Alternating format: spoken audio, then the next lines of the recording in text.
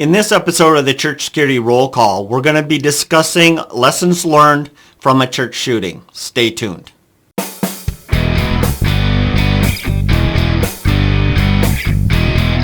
Hi, this is Chris with Sheepdog Church Security Academy, and this is your Church Security Roll Call. Today we're going to be discussing the article, the 2008 St. Thomas Syrian Orthodox Knanaya Church shooting. If you'd like to read that article, go to our website, sheepdogchurchsecurity.net, and look under the News tab. So let's begin in the Bible as we always do. This one is Colossians 3, verse 19, and it reads like this: Husbands, love your wives and be not bitter against them. So there's a good verse for us today because this in particular shooting was a domestic violence situation. And we always need to be aware of that because that's one of the top reasons that church violence happens. So before we continue, I want to remind you to share this with your team and other staff and volunteers at your church. Get the download in the description below and keep the conversation going. Talk to your team members. Ask them what they think about what we're going to discuss today. All right, so let's jump right in. November 23rd, 2008, Sunday morning service at the St. Thomas Syrian Orthodox Knanaya Church in Clifton, New Jersey, began at 11:15. When a woman and her cousin went into the vestibule, she was met by her estranged husband, who had driven there from California. He begged her to come home with him. She refused. He reached out to grab her. A member of the congregation saw this and stepped in to protect her. He told the husband to leave her alone. The husband became irate, pulled out a handgun. At about 11:45, he began firing, hitting three persons: his wife, the defender, and her cousin. After wounding these three people, the husband ran out, jumped into his Jeep, and drove away. The shots were heard in the sanctuary. Someone called 911. Police and EMTs arrived. While the medics treated the wounded before transporting them to the hospital, police began interviewing witnesses and examining the crime scene. The victims each had head wounds. The wife and the defender died. Her cousin was in critical condition and survived, but permanently disabled after recovery. The shooter/husband drove to Georgia, where he had relatives. 2 days later, he was arrested. He freely confessed to the killings, even saying that if he had a machine gun, he would have killed everybody in the church. So according to available accounts, the killer grew up in the United States. No mention was made of where he was born. However, he apparently had relatives in India. At age 24 or 25, he went to India to marry a woman. The marriage was arranged by the two families. However, her aunt lived in the U.S., warned by some other family members that he had behavioral problems. So she told this woman, the wife, not to marry him, but she did anyway. Maybe it was his charm, whatever, or peer pressure that made the wedding go on anyway, even though he had behavioral problems. Wedded bliss did not last long. The man was abusive. The behavioral issues were indications of possible mental illness. Lack of anger control was the major problem.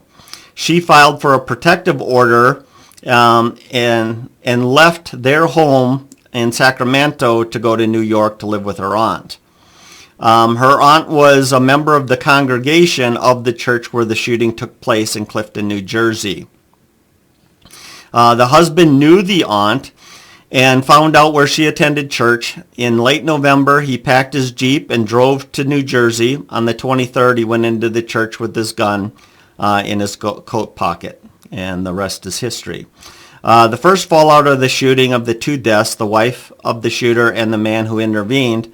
The wife's cousin was wounded in her head, we talked about that already, and suffers lifelong disability and damage. The shooter was arrested at the relative's house about midnight, Monday night into Tuesday. He freely opened up to the interrogators, confessing that the shooting and claiming that he would have killed the entire church if he could.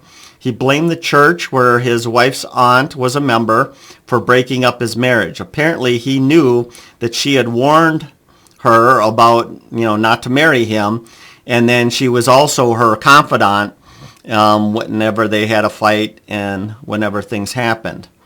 So the shooter was tried and convicted for 2 counts of murder in April of 2011. In May, he received 2 consecutive life sentences without parole. His wife family asks for the maximum penalty. In 2022, so last year, he appealed the sentence, claiming that the original attorney failed to pursue an insanity plea. He said that when his wife refused to go with him, his rage blinded him and he was out of his mind. This appeal is to the state Supreme Court, since lower courts have rejected his appeals.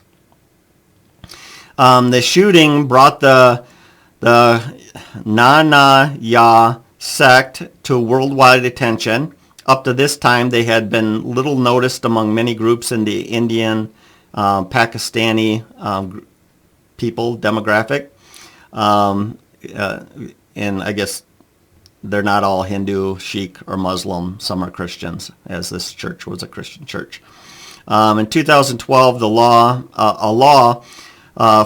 law firm writing about illegal threats to church included this case in a list of shootings in places of worship where there was no armed resistance. Okay, so lots of lessons learned here, but I actually want to focus on one in particular thing. This is something that's really, the more and more I thought about the shooting, the more and more it just comes to the top for me. One of the things I think I have failed to do, or rather I know I failed to do, is in our security team fundamentals course, what needs to be added and what we all as safety team members need to be thinking about is intelligence gathering. So I want to let's go through this step by step and see how we as safety team members could have been forewarned about the situation. Now, I don't know if they were forewarned or not. I don't know that. But I still think it's a good example of how important our role is as safety team members to collect information. So this is what I basically mean. So the aunt of this wife that got killed, the aunt knew about the husband's violent history, right? I mean, this girl comes to go, she confided in her, told her about all their fights. When the protection order was put into place and she came to live with her, she completely, she knew about that. When they started, when they showed up at church, the knowledge that those two had was quite a bit.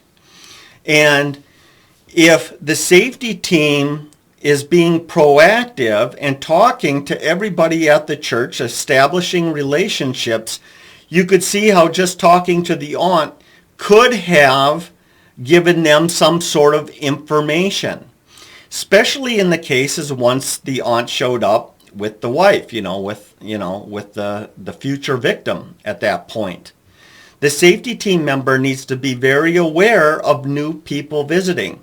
One of my friends, I'm going to say his last name wrong, James Henkel, has talked to me many times about a policy their safety team has, and I'm going to probably get this wrong. No one remains anonymous.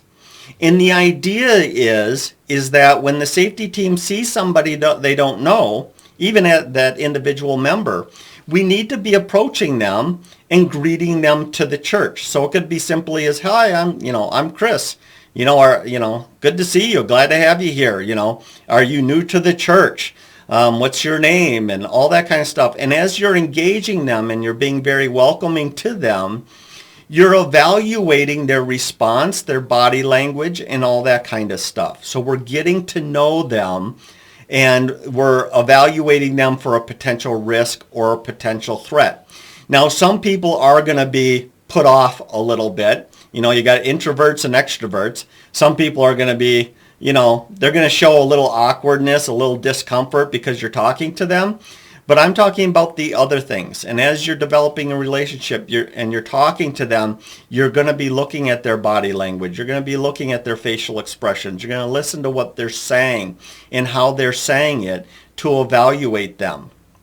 And so in this case here, if the team is being aggressive in interacting with people, not only people that have been there a long time, the aunt, but also new people. So now here you go. You're talking to the aunt. The aunt knows, because you've talked to her a million times, that you're part of the safety team and your job is to look out for potential risks. So maybe the aunt during all this saying, hey, my niece is coming here. She's just left her husband from California. We're way across the country. Maybe we're safe. Who knows? But this is something that's going on, and she's moving up here, and she's going to be here. So that's the step one. Step two, someone you never saw before, the niece, the wife, approaching them, talking to them. Hey, how are you doing? So glad to have you here at church. I understand you're the niece, and you're interacting, and you're watching for those signs again. And the other thing that you're doing is you're creating avenues of communication, right? That don't exist unless you have a relationship with that person. Because you can't think that a new person's going to come in and say, oh yeah, by the way, and they're going to tell you all their marital problems and all that kind of stuff. Maybe they will, but most people probably won't. But once again, you're kind of evaluating. And so both times I'm hoping that either you're getting indications from their body language or what they're saying, and you're setting up that communication so they feel free to talk to you about stuff.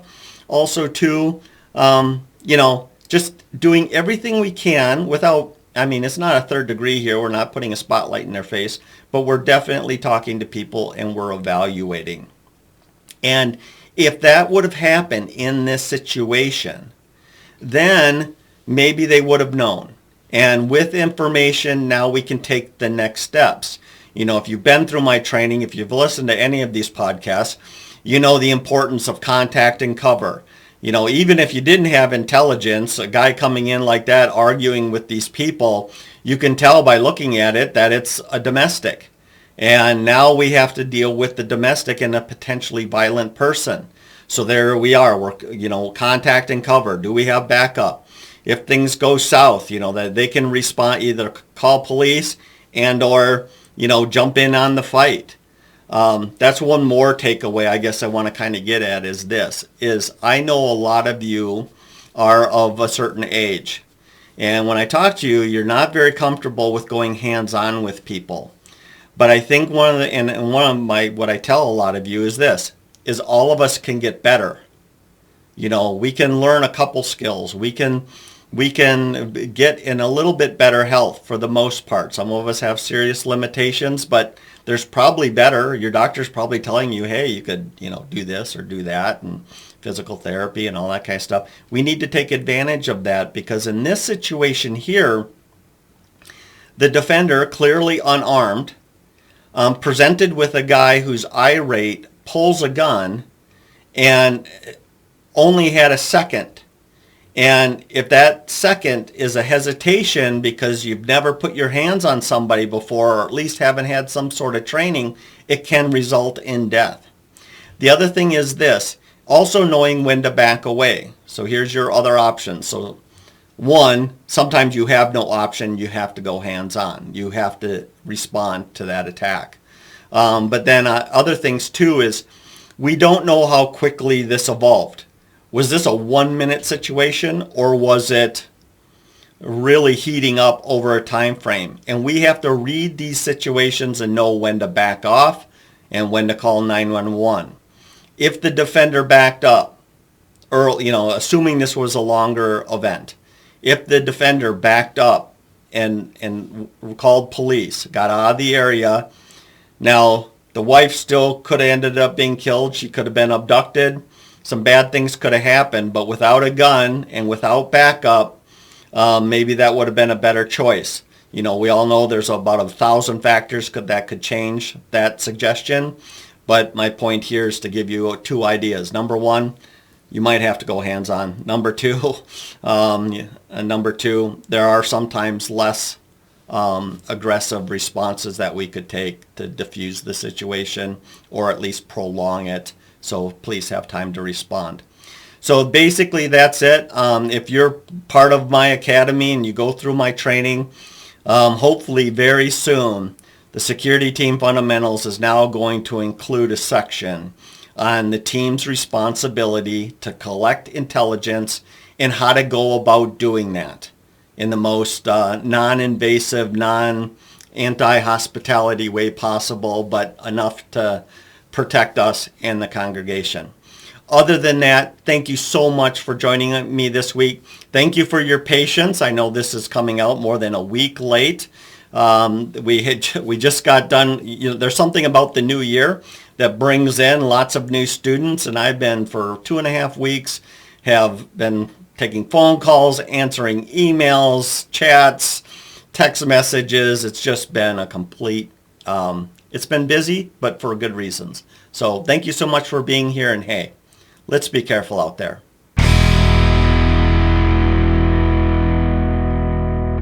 This program is made for informational purposes only and should not be taken as legal advice.